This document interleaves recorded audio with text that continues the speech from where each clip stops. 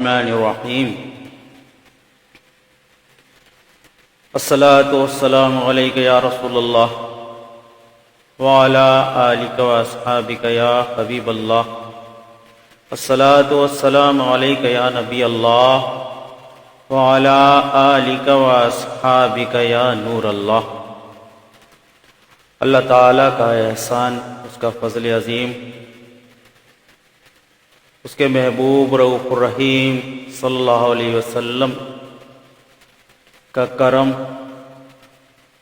مرشد کریم حضرت علامہ و مولانا قاری محمد نثار الحق صدیقی رحمۃ اللہ تعالی علیہ کا فیضان سے الحمدللہ آج پھر ہم اپنا 7واں پروگرام لے کر فیض نثاریہ آفیشیل کی جانب سے آپ کی خدمت میں حاضر ہوئے ہیں، اس یقین کے ساتھ کہ آپ ہمارے ساتھ رہیں گے اور اپنے لبوں کو درود پاک صلی اللہ علیہ وسلم سے معطر فرماتے رہیں گے، اور آپ کی دعائیں ہمارے ساتھ ہیں الحمدللہ۔ آج ہم جو موضوع لے کر حاضر ہوئے ہیں وہ موضوع بہت ہی طویل، بہت ہی مبارک، کہ اللہ تعالی نے جو اپنے محبوب پر احسان عظیم فرمایا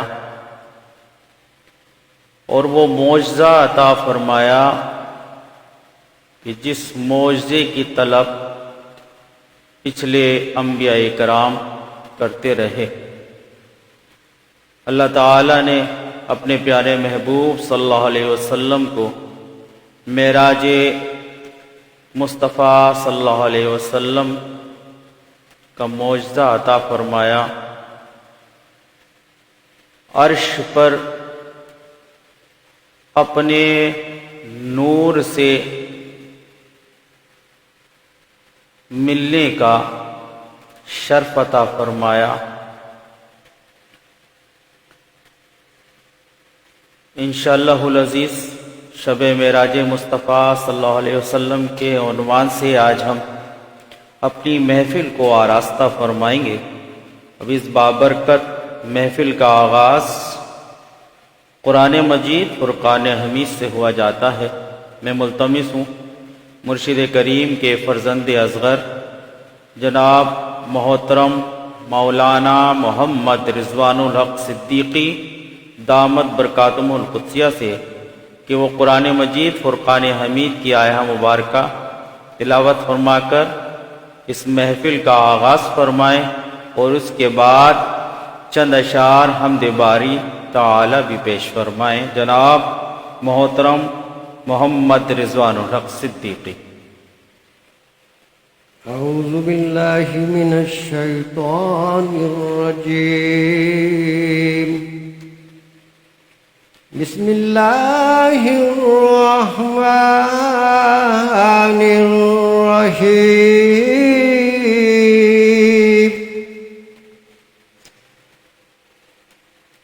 سبحان الذی اسری بعبده لیلا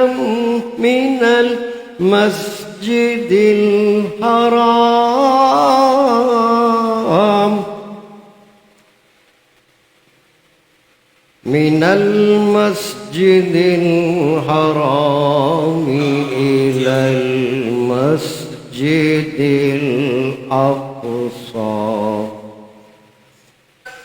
الذي باركنا حوله لنريه من آياتنا سبحان الذي يسرى بعبده ليلا من المسجد المسجد الحرام من المسجد الحرام إلى المسجد الأقصى الذي باركنا حوله لنريه من آياتنا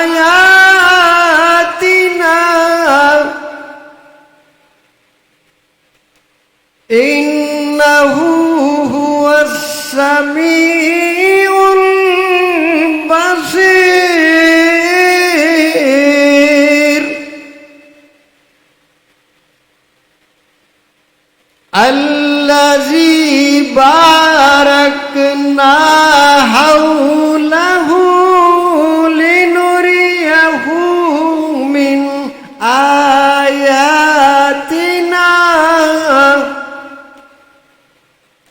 إنه هو السميع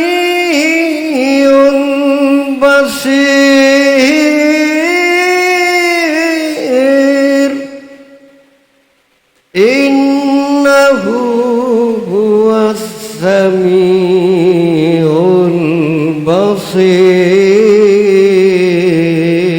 البصير صدق الله العظيم ماشاءاللہ سبحان اللہ. فکر اسفل ہے میری مرتبہ اعلیٰ تیرا وصف کیا خاک لکھے خاک کا پتلا تیرا طور ہی پر نہیں موقوف اجالا تیرا کون سے گھر میں نہیں جلوے زیبا تیرا کون سے گھر میں نہیں جلوے زیبا تیرا سات پردوں میں نظر اور نظر میں عالم کچھ سمجھ میں نہیں آتا یہ معمہ تیرا کچھ سمجھ میں نہیں آتا یہ معمہ تیرا ماشاءاللہ.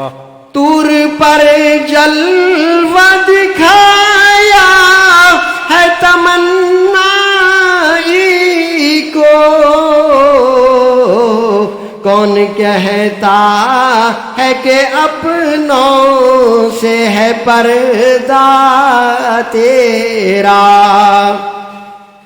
کون کہتا ہے کہ اپنوں سے ہے پردہ تیرا اتنی نسبت بھی مجھے تو نو جہاں میں بس ہے تو میرا مالک مولا ہے میں بندہ تیرا تو میرا مالک مولا ہے میں بندہ تیرا اب جماتا ہے حسن اس کی گلی میں بستر اب جماتا ہے حسن اس کی گلی میں بستر خوب رویوں کا جو محبوب ہے پیارا تیرا خوب رویوں کا جو محبوب ہے پیارا تیرا، فکر اسفل ہے میری مرتبہ لا تیرا، وصف کیا خاک لکھے خاک کا پتلا تیرا۔ ماشاءاللہ سبحان اللہ، بہت ہی خوبصورت انداز سے حمد باری تعالی پیش فرما رہے تھے مرشد کریم کے فرزند اصغر جناب محترم مولانا محمد رضوان الحق صدیقی دامت برکاتہم القدسیہ۔ درود پاک کا نذرانہ پیش کر لیں۔ اللہم صلی علی سیدنا و مولانا محمد معدن الجود والکرم وآلہ وبارک وسلم۔ سر لامکاں سے طلب ہوئی، سوئے منتہا وہ چلے نبی، سر لامکاں سے طلب ہوئی،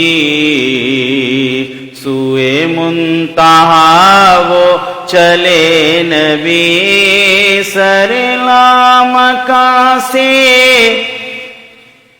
طلب ہوئی، سوئے منتہا وہ چلے نبی، کوئی حد ہے ان کے عروج کی، کوئی حد ہے ان کے عروج کی، کوئی حد ہے ان کے عروج کی، صلو علیہ وآلہ، صلو علیہ وآلہ، صلو علیہ وآلہ، صلو علیہ وآلہ۔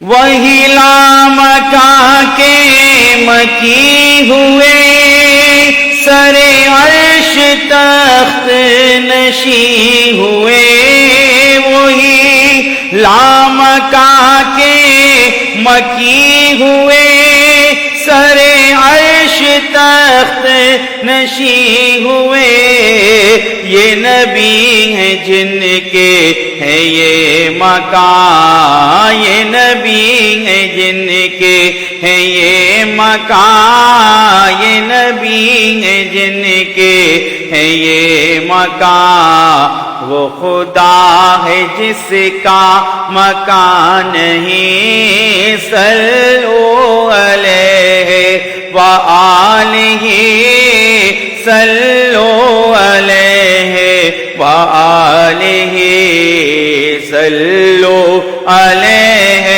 وآلہ۔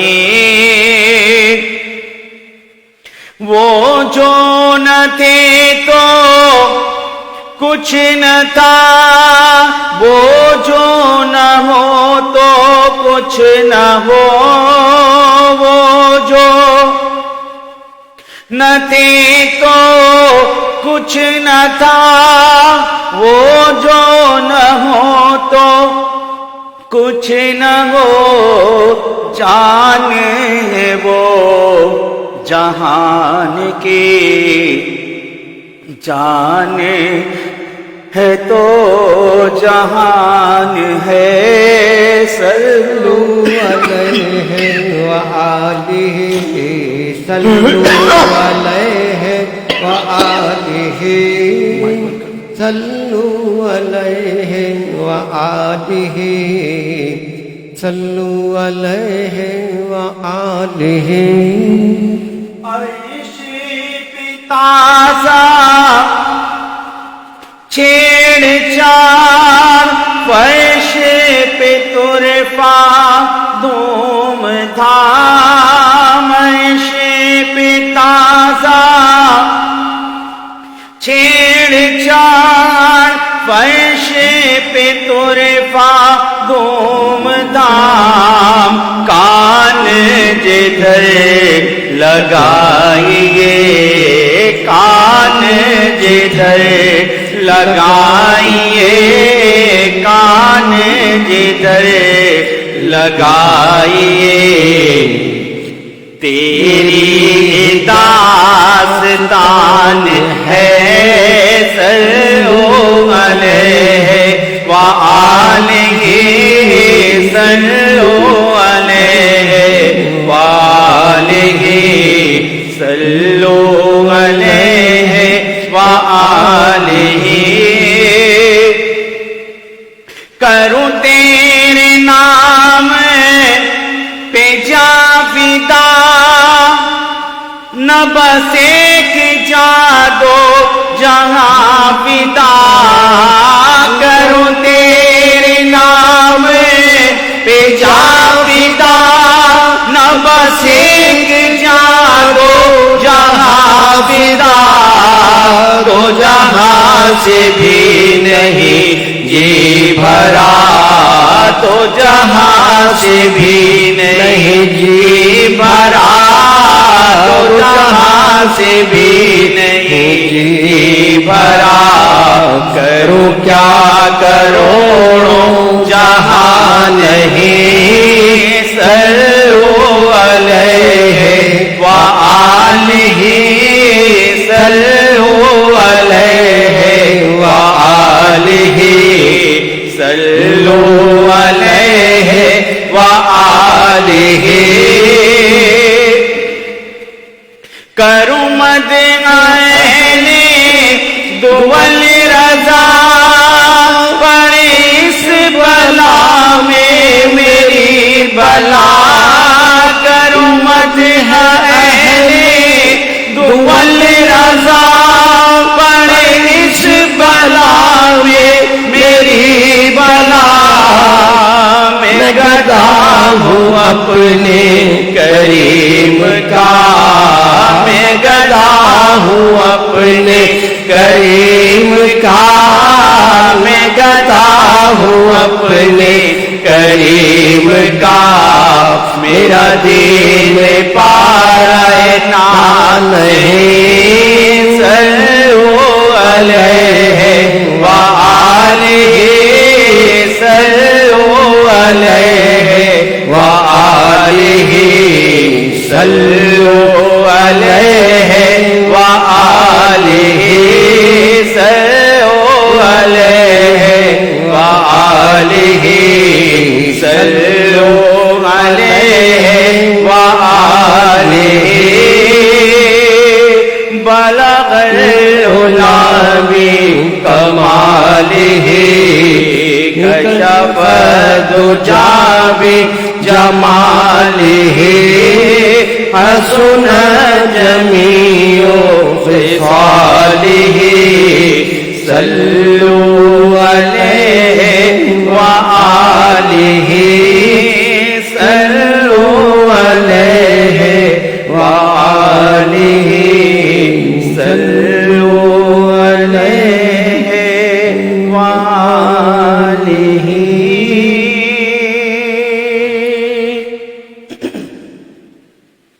منور میری آنکھوں کو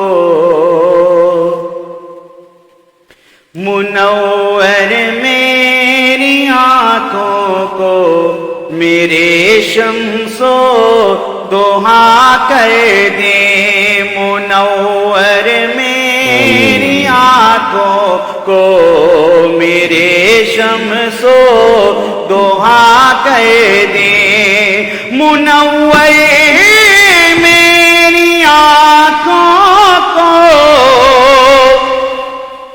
میرے شمس و دعا کر دے غموں کی دھوپ میں وہ سایہ زلف دوتا کر دے غموں کی دھوپ میں وہ سایہ زلف دوتا کر دے جہاں پانی عطا کر دے بھری جنت ہبا کر دے جہاں پانی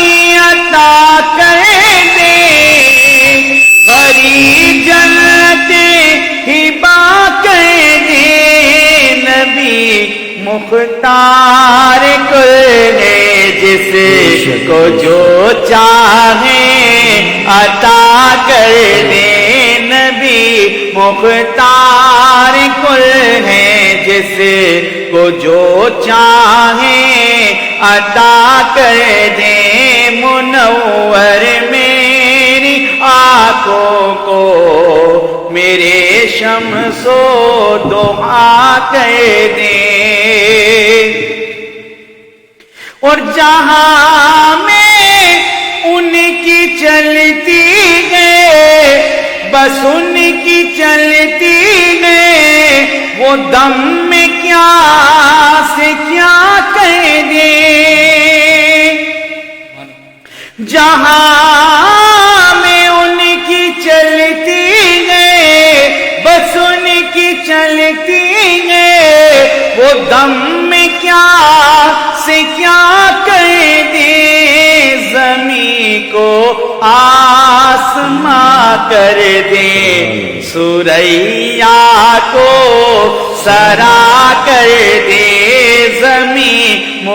زمین کو آسماں کر دے، سوریا کو سرا کر دے، نبی مختار کل ہے، جس کو جو چاہے عطا کر دے،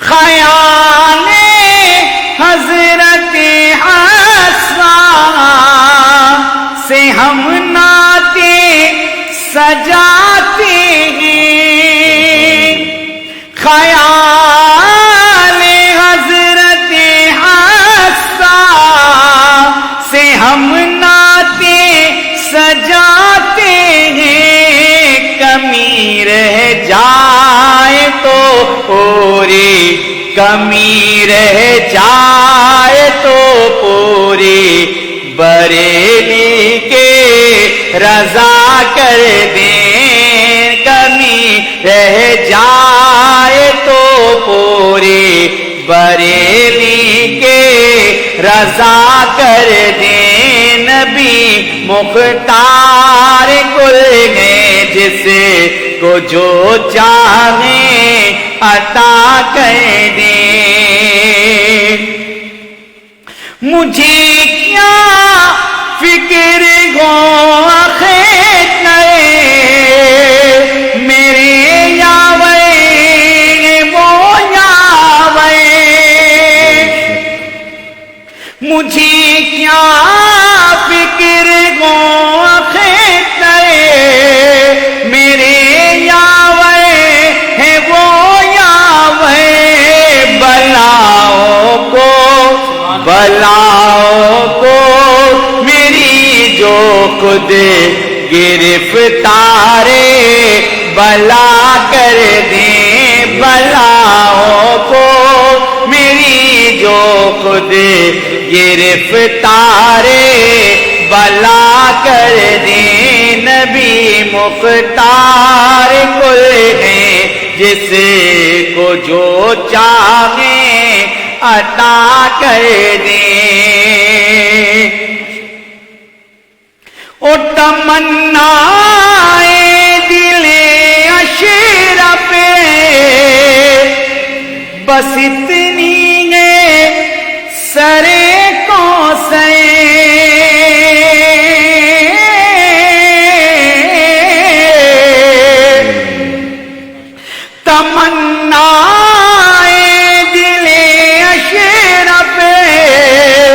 بس اتنی ہے سرے کو سرے،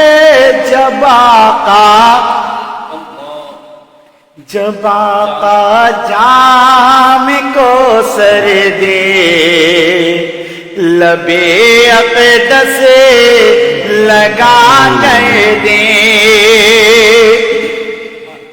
تمنا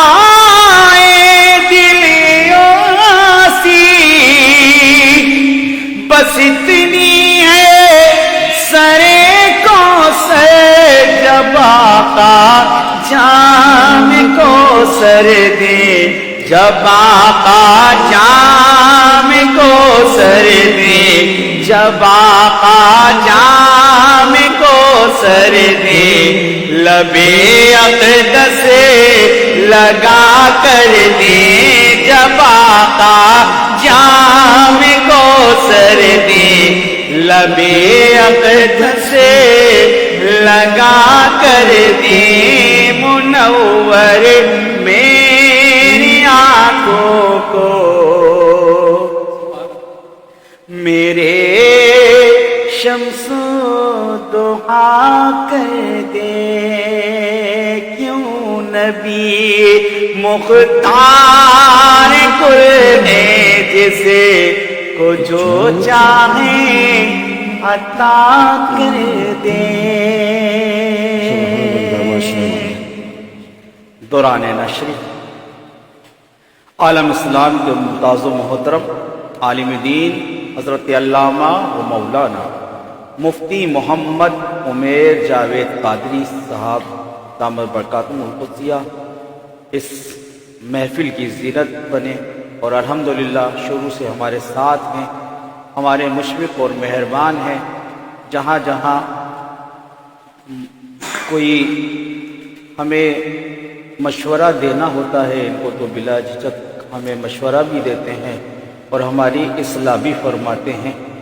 علماء اکرام کے سامنے نعتیں پڑھنے کا یہی فائدہ ہوتا ہے کہ اگر کوئی غلطی، کوئی کوتاہی، کوئی سبقت لسانی کی وجہ سے کچھ غلطی ہو جائے تو علماء اکرام اس کی تصحیح فرما دیتے ہیں، اصلاح فرما دیتے ہیں۔ اس سے فائدہ یہ ہوتا ہے کہ آئندہ نعت خواں احتیاط سے نعت شریف پڑھنے کی کوشش کرتا ہے۔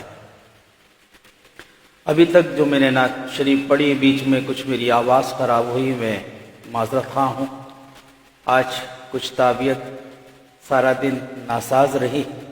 اللہ تعالیٰ سے دعا ہے کہ اللہ تعالیٰ صحت عطا فرمائے، اور آپ تمام دعا حضرات سے بھی دعاؤں کی درخواست ہے کہ اللہ تعالیٰ مجھے بھی اور میرے والد گرامی کی بہت زیادہ طبیعت ناساز ہے، دعا فرمائے کہ اللہ تعالیٰ ان کے لیے آسانی پیدا فرمائے، اللہ تعالیٰ ان کو صحت کلی عطا فرمائے اور ہمارے سروں پر ان کا سایہ دادیر مال خیر قائم و دائم فرمائے۔ اب بلا تاخیر میں ملتمس ہوں جناب مولانا محمد عمیر جاوید قادری صاحب کی خدمت میں کہ وہ اپنے عنوان سے آج کے ہمارے سیگمنٹ کو آراستہ فرمائے اور اپنے پرنور آواز اور پرنور خطاب سے ہمارے قلوب کو منور فرمائے۔ الحمدللہ رب العالمین، سبحانک لا علم لنا الا ما علمتنا انک انت العلیم الحکیم۔ الحمدللہ نحمده ونستعینه ونستغفره ونؤمن به ونتوکل علیہ ونعوذ باللہ من شرور انفسنا ومن سیئات اعمالنا۔ قال تبارک و تعالی فی القرآن الحکیم وفرقان المجید، سبحان الذی اسری بعبده لیلا من المسجد الحرام الى المسجد الاقصى ان اللہ وملائکتہ یصلون علی النبی یا ایھا الذین آمنوا صلوا علیہ وسلموا تسلیما۔ اللہم صل وسلم وبارک علی سیدنا ومولانا محمد طب القلوب ودوائها وطب القلوب ودوائها ونور الابصار وضیائها وآلہ وصحبہ وبارک وسلم۔ ماشاءاللہ بہت ہی خوب، بہت ہی احسن انداز میں انور بھائی نے بڑا پیارا کلام پڑھا، جس نے واقعی محفل کو رونق بخشی اور دلوں کے جو یوں سمجھیں کہ سوئے ہوئے جو جذبات ہوتے ہیں حضور کی محبت سے ابھر کے سامنے آ جاتے ہیں۔ ماشاءاللہ بہت پیارا کلام آپ نے پڑھا، اور حسب سابق ہماری جو ایک روٹین ہے، جو نعتیہ اشعار ہوتے ہیں، جہاں جہاں ضرورت ہوتی ہے وہاں اس کی تشریح کی جاتی ہے۔ تو یہ کلام اتنا پیارا ہے۔ بعض کلام ایسے ہوتے ہیں ان کی تاثیر ایسی ہوتی ہے کہ اگر سمجھ میں نہ بھی آئے تب بھی دل سبحان اللہ کہہ دیتا ہے۔ اللہ کہ اس کو ضروری نہ بنائے کہ نعت کو سمجھ کے پڑھنا چاہیے۔ ہمارے مرشد کریم قبلہ قاری محمد نثار الحق صاحب صدیقی رحمۃ اللہ علیہ ہمیشہ ایک نصیحت فرماتے تھے کہ جو نعت پڑھو اس کا مطلب پتہ ہو۔ ایک مرتبہ کسی نے وہ اعلی حضرت مولانا شاہ احمد رضا خان رحمۃ اللہ علیہ کا کلام پڑھ دیا، لم یاتی نذیر کا فی نظر، تو حضرت نے کہا اس کا مطلب مجھے سمجھاؤ۔ نعت تو بڑے ذوق کے ساتھ پڑھی، لیکن بات یہ ہے کہ جب مطلب سمجھ کر پڑھو گے تو زیادہ مزہ آئے گا۔ تو بہرحال یہ بزرگوں کا ایک طریقہ ہوتا ہے، بزرگوں کی ایک روش ہوتی ہے، اور ہمیں بھی سمجھنا چاہیے۔ تو یہ جو نعت ہے، منور میری آنکھوں کو میرے شمس الضحیٰ کر دے، غموں کی دھوپ میں وہ سایہ زلف دتا کر دے۔ تو یہ بڑا پیارا کلام ہے۔ دیکھیں سرکار دو عالم صلی اللہ تعالی علیہ وسلم کو یہاں پر دو القابات دی اور حضور سے التجا کی گئی کہ یا رسول اللہ منور میری آنکھوں کو میرے شمس الضحیٰ کر دے۔ شمس نبی پاک صلی اللہ علیہ وسلم کی نورانیت شمس سے بھی زیادہ ہے، آفتاب سے بھی زیادہ ہے، اور حضور کا جو چہرہ انور ہے وہ چہرہ والضحیٰ ہے، یعنی چمکدار چہرہ۔ پھر فرمایا غموں کی دھوپ میں وہ سایہ زلف دتا کر دے۔ کیا مطلب؟ سرکار کی جو زلف عنبری ہیں گویا کہ ہم پر سایہ فگن ہیں، رحمت کا سایہ ہے، اللہ کی رحمت کا سایہ ہے۔ تو یا رسول اللہ اس سایہ میں سے ہمیں بھی حصہ عطا فرمائے۔ پھر دیکھیں اگلی بات جو کہی نا، جہاں بانی عطا کر دے، بھری جنت ہبا کر دے، نبی مختار کل ہیں جس کو جو چاہے عطا کر دے۔ جہاں بانی، سرکار آپ کی حکومت کہاں نہیں ہے، آپ کی سلطنت کہاں نہیں ہے؟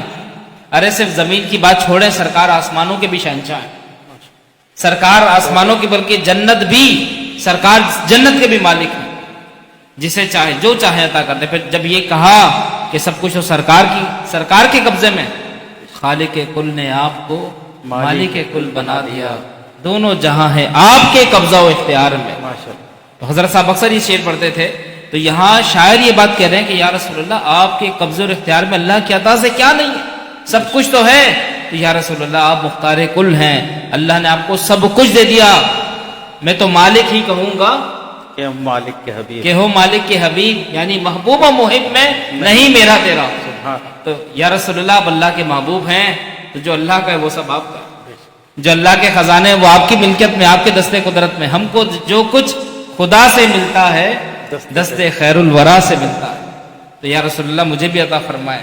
اب یہاں پر دیکھیں کتنی پیاری بات کی ہے، ایمان تازہ ہو جائے۔ مجھے کیا فکر ہو اختر، میرے یاور ہیں وہ یاور۔ اب یہاں پہ شاعر نے اپنا تخلص استعمال کیا، حضور تاج الشریعہ کی نعت، ماشاءاللہ ماشاءاللہ۔ مفتی اختر رضا خان صاحب فاضل بریلوی رحمۃ اللہ علیہ، جب حضرت کی بات آئی گئی انور بھائی، تو میں حضرت کے ذوق تقویٰ کی بات کر دوں گا کہ حضرت کا تقویٰ بڑا اعلیٰ تھا، اور اس بات کی گواہی ہند و پاک کے ہی لوگ نہیں، پوری دنیا کے لوگ جہاں جہاں حضور تاج الشریعہ تشریف لے گئے، دیکھنے والوں نے کہا کہ ہم نے ان سے بڑا متبع شریعت کسی کو نہیں دیکھا۔ بے شک بے شک۔ تو آپ فرماتے ہیں کہ مجھے کیا فکر ہو اختر، میرے یاور ہیں وہ یاور، مجھے کوئی فکر نہیں ہے، کیونکہ سرکار کا سایہ، سرکار کی رحمت میرے ساتھ ہے۔ پھر کہا کہ بلاؤں کو میری جو خود گرفتار بلا کر دیں۔ اب یہ دیکھیں بات کتنی پیاری لائے، بلا سے انسان ڈرتا ہے، لیکن حضور تاج الشریعہ فرماتے ہیں بلاؤں سے مجھے ڈر نہیں لگتا، میرے سر پر جن کا سایہ رحمت ہے، میرے اوپر آنے والی بلاؤں کو وہ خود گرفتار بلا کر دیں، میری بلاؤں کو بھی وہ مصیبت میں ڈالتے۔ تو بڑا پیارا کلام ماشاءاللہ ہمارے انور بھائی نے پڑھا اور ایمان تازہ ہو گیا۔ تو نبی پاک صلی اللہ علیہ وسلم کی جو ثنا خوانی ہے وہ دراصل ایک بہترین عبادت ہے، بہترین عبادت، اس کا کوئی نعم البدل نعت خوانی کا نہیں ہو سکتا۔ محبوب کی محفل کو محبوب سجاتے ہیں، آتے ہیں وہی جن کو سرکار بلاتے ہیں۔ ماشاءاللہ سبحان۔ تو معراج کے حوالے سے انشاءاللہ آج ہم کچھ کلام کر لیتے ہیں۔ تو بات دیکھیں نبی پاک صلی اللہ علیہ وسلم کی جو معراج ہے، بس اس کے بارے میں دو باتیں یاد رکھیے گا، جو پورے بیان کا خلاصہ ہے وہ میں آپ کو بتا دیتا ہوں۔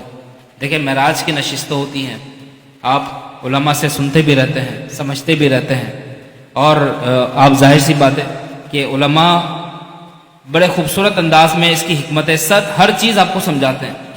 تو اصل بات یہ ہے کہ معراج سے ہمیں کیا ملا، نبی پاک صلی اللہ علیہ وسلم نے معراج سے ہمیں کیا۔ دیکھیں معراج، پہلی بات تو یاد یہ رکھیں کہ معراج حضور کا عظیم معجزہ ہے، اللہ کے رسول کا معجزہ ہے، اور یہ ایسا معجزہ ہے کہ قیامت تک اس معجزے کی وجہ سے ہمیں ایک خاص فیض مل رہا ہے، اور وہ خاص فیض کیا ہے؟ وہ ہے نماز۔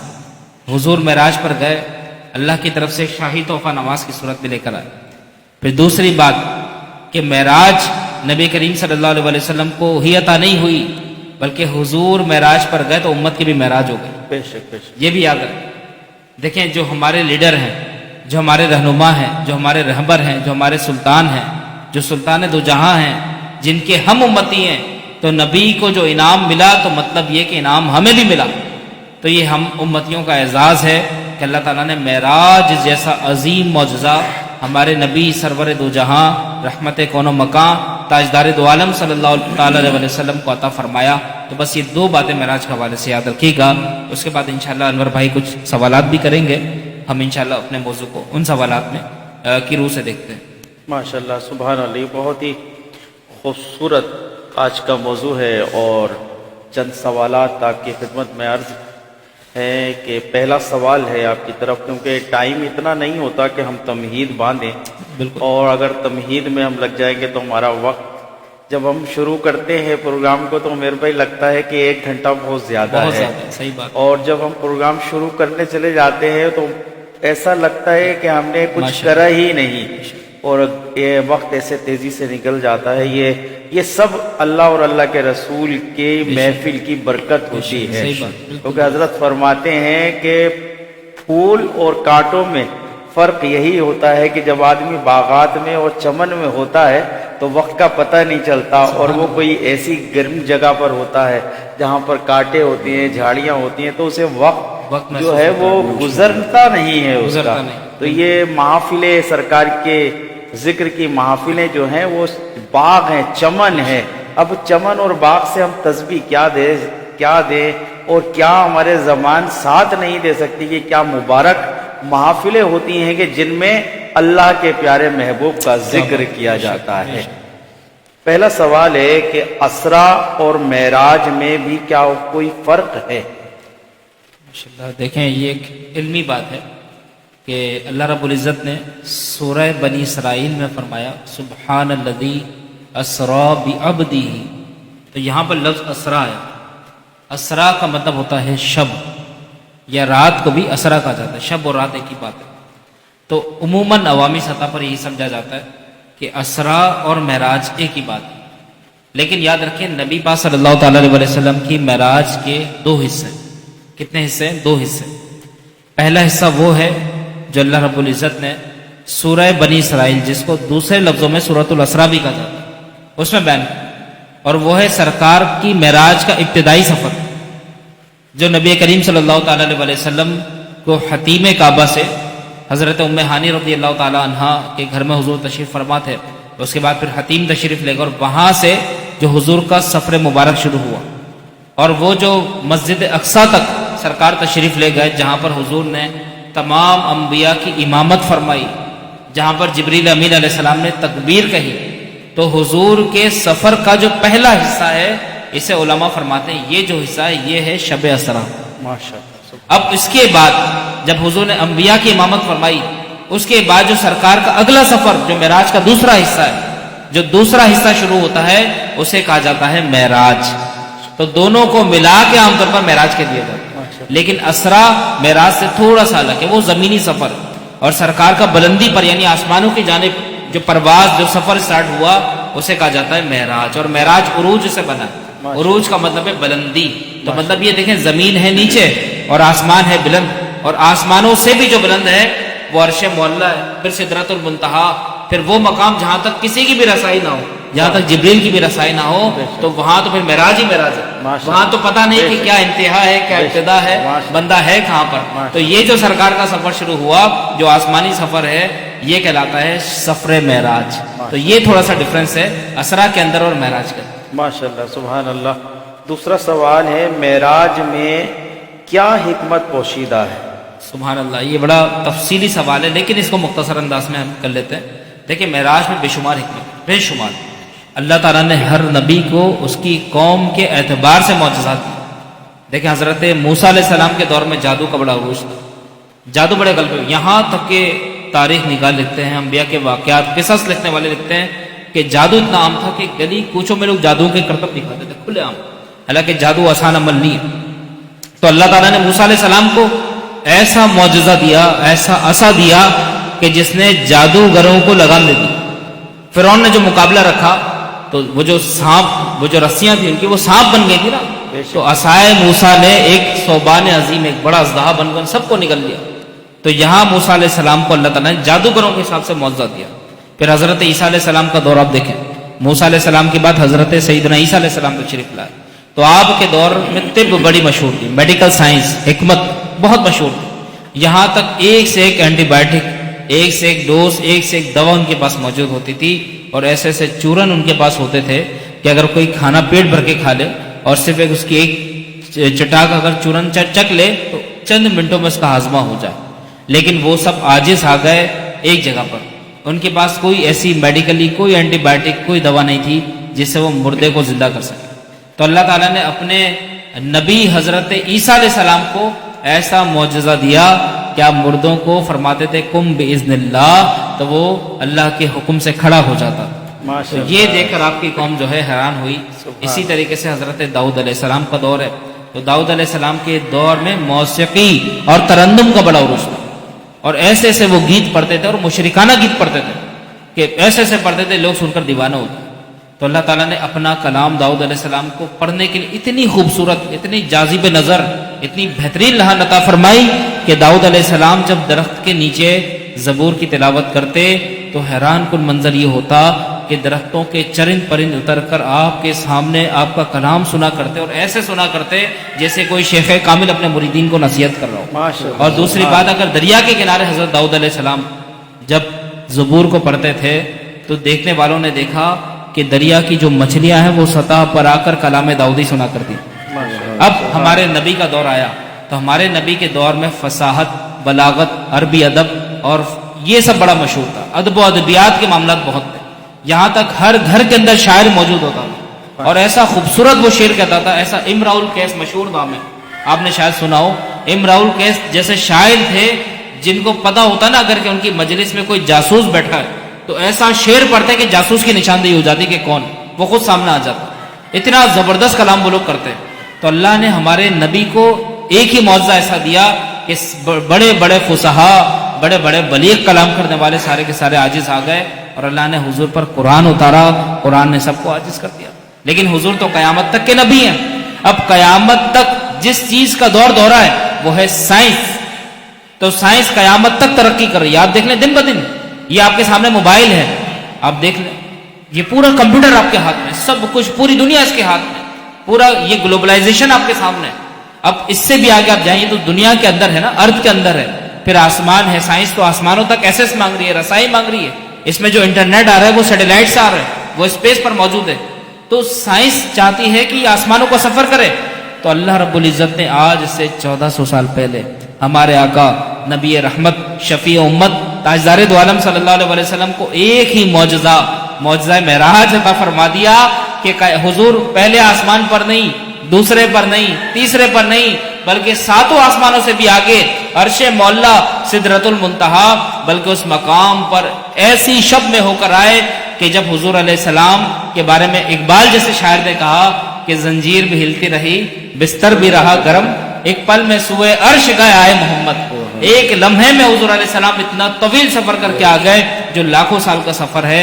تو ذرا سوچیں کیا حضور کے اس معجزے نے قیامت تک بڑے بڑے سائنسدانوں کو، بڑے بڑے سائنس کے ماہرین کو کیا لگام نہیں دے دی؟ اب وہ جتنی کوشش کر لیں وہ چاند تک بھی نہیں جا سکتے، میرے نبی عرش مولا تک ہو کر آ گئے۔ ماشاءاللہ، سبحان اللہ۔ بھائی ایک بات اس میں اور کہہ دوں کہ دیکھیں حضور کا جانا سائنٹیفکلی بڑا حیران کن ہے۔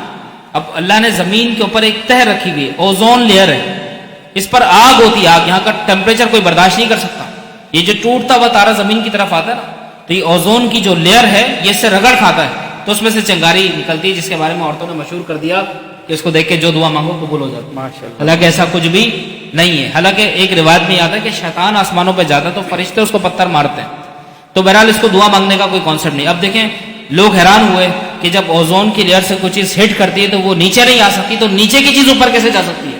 یہ بھی ایک حیران کن بات تھی، لیکن الحمدللہ ہمارے اکابر علماء نے اس کا بھی جواب دیا۔ وہ کیسے جواب دیا ایک انسان چشمہ لگاتا ہے تو چشمے میں انسان چشمے کے پار دیکھتا ہے. اب یہ جو چشمے کی جو لیئر ہے یہ نظر کیوں نہیں آتی؟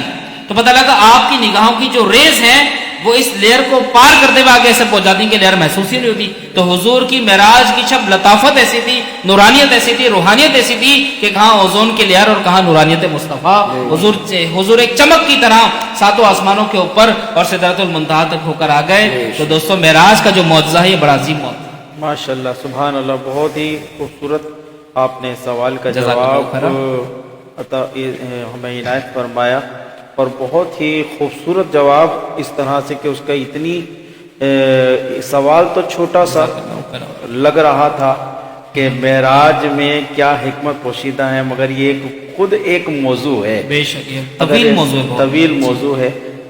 تیسرا سوال ہے کہ معراج مصطفیٰ صلی اللہ علیہ وسلم، اللہ تعالیٰ کو جو حضور صلی اللہ علیہ وسلم، اللہ تعالیٰ نے جو حضور صلی اللہ علیہ وسلم کو معراج مصطفیٰ کرائی، وہ جسمانی تھی یا روحانی تھی؟ اب کچھ لوگ کہتے ہیں کہ خواب میں کرائی گئی، تو ظاہر ہے جب جسمانی ہوگی تو وہ خواب میں نہیں ہوگی. تو یہ آپ مجھے ارشاد فرمائیں. کچھ لوگ یہ بھی کہتے ہیں کہ روحانی معراج تھی. تو انور بھائی یہ سوال بھی بڑا تفصیل طلب ہے، لیکن میں قرآن سے اس کا جواب دے دیتا ہوں. دیکھیں اللہ نے فرمایا سبحان الذی اسرا بعبدہ. کیا فرمایا؟ بعبدہ. اللہ نے یہ تو نہیں فرمایا بروح عبدہ، یہ تو نہیں فرمایا. اور یہ جواب میں نے نہیں دیا، تفسیر جامع البیان کے اندر علامہ طبری رحمۃ اللہ علیہ جواب دیتا ہے. دیکھیں 2-3 روایات ہیں جن میں تھوڑا سا انسان کنفیوز انسان جو تھوڑا سا ڈاماڈول ہو جاتا ہے کہ واقعی کا معراج جسمانی تھی یا روحانی تھی. اب ان میں ایک روایت بڑے زور و شور کے ساتھ پیش کی جاتی ہے، اور وہ روایت ہے اما عائشہ صدیقہ رضی اللہ تعالیٰ عنہ کی. کہ اما عائشہ صدیقہ رضی اللہ تعالیٰ عنہ فرماتی ہیں کہ معراج کی شب حضور کا جسم گم نہیں ہوا تھا، یعنی حضور اپنے بستر مبارک پر تھے اور معراج ہو گئے. تو یہاں سے لوگوں نے معنی ہی اخذ کیا کہ حضور کو جو معراج ہوئی وہ منام میں یعنی خواب میں ہوئی، یا روحانی طور پر معراج ہوئی. حضور کی روح مبارک سفر معراج پر گئی، جسم اپنی جگہ موجود تھا. تو یاد رکھیں یہ حدیث صحیح ہے، لیکن اس کا جواب علامہ اسماعیل حقی رحمۃ اللہ علیہ نے تفسیر روح المعانی کے اندر دیا. ہمارے بزرگوں نے جو قرآن کو سمجھا نا، جو حدیث کو سمجھا، اس کی بات ہو، اور قرائن اور ثبوت بھی اسی کی طرف جاتے ہیں کہ حضور کو صرف روحانی معراج نہیں ہوئی، خواب میں نہیں، بلکہ جسمانی معراج ہوئی. کیسے؟ علامہ اسماعیل حقی رحمۃ اللہ علیہ فرماتے ہیں کہ جس وقت حضرت اما عائشہ صدیقہ رضی اللہ تعالی عنہا نے یہ روایت بیان کی تو اس وقت آپ حضور کے نکاح میں تھی ہی نہیں، آپ حضور کے نکاح میں نہیں تھی. اور پھر آپ کی جو عمر مبارک ہے وہ اس وقت 4 یا 5 سال تھی. علامہ اسماعیل حقی صاحب رحمۃ اللہ علیہ نے لکھا. پھر دوسری بات کہ ہو سکتا ہے، دیکھیں حضور کو معراج صرف ایک دفعہ نہیں ہوئی، یہ بھی مغالطہ کلیئر کر دوں. حضور کو جسمانی معراج ایک دفعہ ہوئی، روحانی کئی دفعہ ہوئی، خواب میں کئی دفعہ ہوئی. تو ہو سکتا ہے کہ اما عائشہ صدیقہ رضی اللہ تعالی عنہا نے جو حدیث بیان کی وہ حضور کی دوسری معراج کی طرف تھی، جو روحانی تھی یا جو منام میں تھی، وہ روایت یہاں پر بیان کر دی. باقی جسمانی معراج پر کثرت سے دلائل موجود ہیں، بلکہ امت کا اس بات پر اتفاق. پھر دوسری بات دیکھیں، اللہ نے فرمایا بعبدہ. عبد کہتے ہیں بندے کو، اور بندہ جب بندہ بنتا ہے تو اس میں جسم بھی ہوتا ہے، روح بھی ہوتی ہے. تو پتہ لگا کہ نبی پاک صلی اللہ علیہ وسلم اپنے جسم اور روح دونوں کے ساتھ معراج پر گئے. پھر تیسری بات ایک عقلی دلیل دے دیتا ہوں. دیکھیں ہم یہ سنتے ہیں نا کہ معراج کا جو سفر یہ براق پر ہوا. دیکھیں روح کے لیے کوئی سواری نہیں، روح تو خود پرواز کرتی. روح کو کیا ضرورت ہے کہ کسی سواری پر بیٹھے؟ تو بزرگوں نے یہ بھی جواب دیا کہ براق پر حضور کا بیٹھنا اس بات کی دلیل ہے کہ حضور خود بنفس نفیس جسم مبارک کے ساتھ موجود تھے. بے شک بے شک. اور اگر روح کے ساتھ ہوتے تو ڈائریکٹ روح مصطفیٰ پرواز کرتی. تو براق کا ہونا جسمانی معراج کا سبب. ماشاء اللہ سبحان اللہ، بہت ہی خوبصورت جواب ارشاد فرمایا. اب ہم آخر میں جو ہم نے پچھلی مرتبہ بھی یہ وعدہ کیا تھا ناظرین اکرام سے کہ ہم قصیدہ معراج مرشد کریم کے فرزند اصغر سے سماعت فرمائیں گے. تو میں ملتمس ہوں جناب مولانا محمد رضوان الحق صدیقی دامت برکاتہم القدسیہ سے کہ وہ اسی اپنے والد ماجد کے لب و لہجے میں ہمیں قصیدہ معراج سنائیں.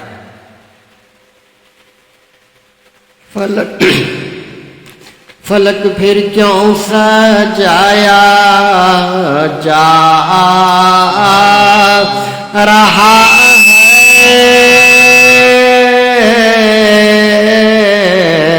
فلک پھر کیوں سجایا جا رہا ہے، کوئی مہمان بلایا جا رہا ہے، ہوئے ہیں حضرت جبریل حاضر، ہوئے ہیں حضرت جبریل حاضر، پیام حق سنایا جا رہا ہے، پیام حق سنایا جا رہا ہے، سواری کو براقے برپا بھی، سواری کو براقے برپا بھی، خدا کے ہاں سے لایا جا رہا ہے، خدا کے ہاں سے لایا جا رہا ہے، مہو انجم تصدق ہو رہے ہیں، مہو انجم تصدق ہو رہے ہیں، کیونکہ انہیں دلہا بنایا جا رہا ہے، انہیں دلہا بنایا جا رہا ہے۔ اب یہاں پر اس کی نفی فرما رہے ہیں کہ مہو انجم بھی مدھم پڑھ رہے ہیں، مہو انجم بھی مدھم پڑھ رہے ہیں، کہ نقاب رخ اٹھایا جا رہا ہے، نقاب رخ اٹھایا جا رہا ہے، کلیمے طور حیراں ہے سرے عرش، کلیمے طور حیراں ہے سرے عرش، کسے جلوہ دکھایا جا رہا ہے، کسے جلوہ دکھایا جا رہا ہے، کہاں کل تک جواب لن ترانی، کہاں کل تک جواب لن ترانی، سر سینہ سنایا جا رہا ہے، سر سینہ سنایا جا رہا ہے، کہاں خود ہی نبی کے دیکھنے کو، کہاں خود ہی نبی کے دیکھنے کو تقاضوں سے بلایا جا رہا ہے، تقاضوں سے بلایا جا رہا ہے، زمین سے تاثر عرش معلا، زمین سے تاثر عرش معلا، نبی کا نور چھایا جا رہا ہے، نبی کا نور چھایا جا رہا ہے، شب معراج محبوب خدا کو، شب معراج محبوب خدا کو ہوا دے کر جگایا جا رہا ہے،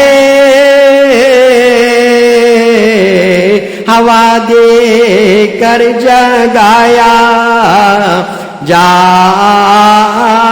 رہا ہے، فلک پھر کیوں سجایا جا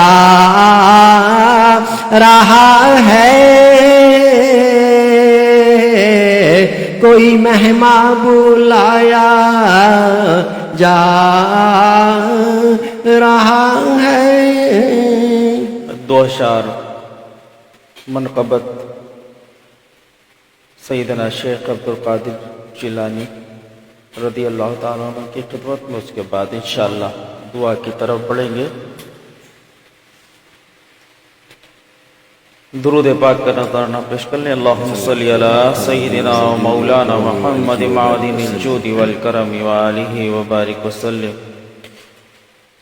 سرکار غوث اعظم نظر کرم خدا را، سرکار غوث اعظم نظر کرم خدا را، میرا خالق سب دو، میرا خالق سب دو، میں فقیر ہوں تمہارا، سرکار غوث اعظم نظر کرم خدا را، مولا علی کا صدقہ گنجے شدے کا صدقہ، میری لاج رکھ لو یا غوث، میں فقیر ہوں تمہارا، سرکار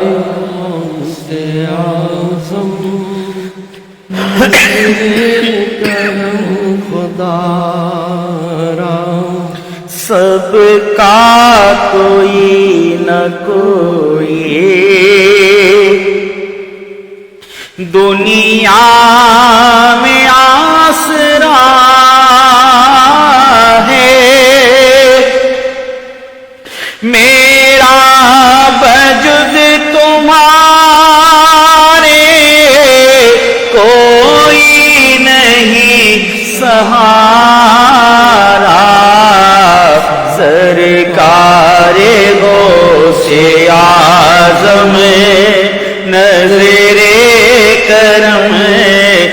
خدا را دامن پسارے در پہ لاکھوں ولی کھڑے ہوتا ہے دیر دیر سے کون کا گزارا سرکار غوث اعظم نظر کرم خدا را. اور اس نیت کے ساتھ اس شعر میں شامل ہو جائے کہ جن کو سیدنا شیخ عبدالقادر جیلانی رضی اللہ تعالیٰ عنہ کی بارگاہ میں ان کے دربار میں حاضری نہیں ہوئی تو انہیں حاضری ہو جائے، اور جن کی حاضری ہو چکی ہے انہیں دوبارہ پھر بعد اب حاضری کا شرف حاصل ہو جائے. یہ تیرا کرم ہے یا غوث، یہ تیرا کرم ہے یا غوث، جو بلا لیا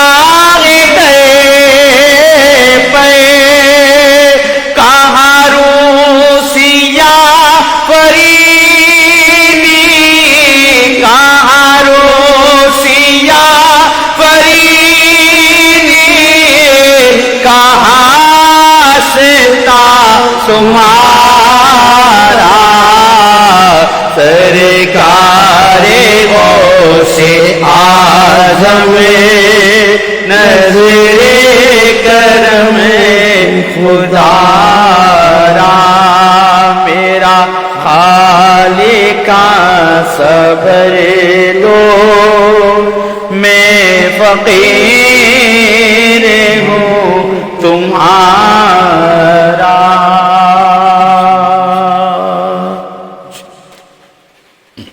بسم اللہ الرحمن الرحیم الحمدللہ رب العالمین والعاقبۃ للمتقین والصلاة والسلام علی سید الانبیاء والمرسلین وعلی آلہ واصحابہ واہل بیتہ اجمعین.